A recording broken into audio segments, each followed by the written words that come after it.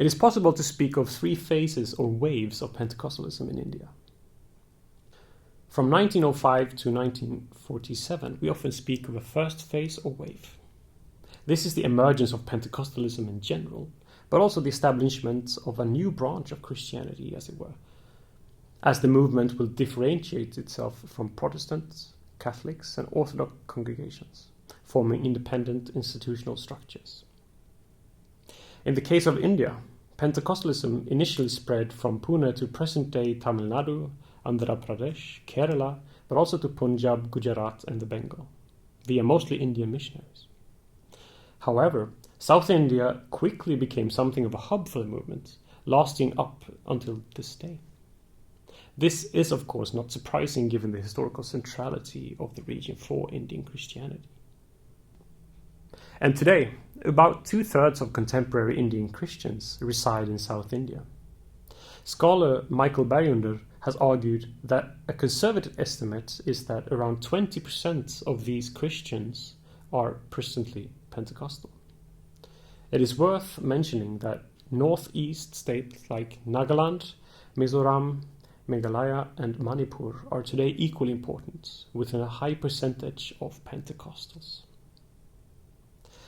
In the first phase, it is important to stress the centrality of domestic missionaries and laypersons within the spread of Pentecostalism.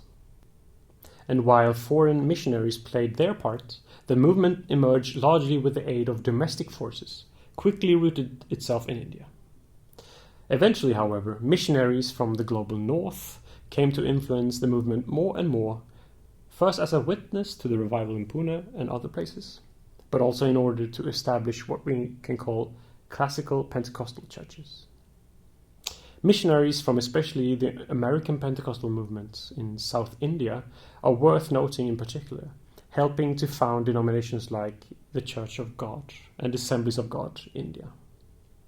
Still, the foreign missionaries were completely reliant upon Indian missionaries. Eventually, and with the financial help from its friends from abroad, the mission movement found momentum to take on more institutional shapes and borders, forming congregations and churches. Before independence, the spread of Pentecostalism in India was slow but steady, yet limited to South India in principle. The first decades and first phase of Pentecostalism in India were not free from internal conflicts or struggles. Conflicts and power struggles within different organizations and newly found hierarchies came to dominate this period, both between foreign and domestic missionaries and pastors. Post-independence, and especially beginning with the 1960s and 1970s, something new takes place. In this post-colonial era, it becomes possible to speak of a second phase of Pentecostalism that comes to determine the shape of Pentecostalism to come, as it now grows more rapidly and all over India. The movement also becomes less reliant upon foreign support, as outside missionaries from abroad lose influence over time.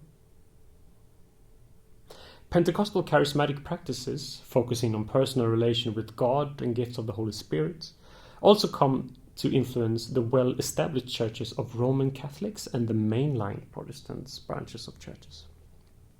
With the second phase, Pentecostalism not only grows in terms of newly founded churches and spread to north and northeastern states, but also forms itself as a renewal movement within Christianity as such in India. The movement becomes less unitary and even more fragmented and root-like.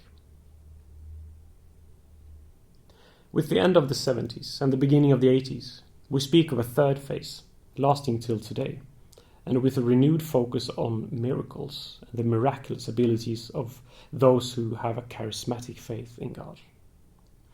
Pentecostalism again finds momentum and spreads rather quickly all throughout India.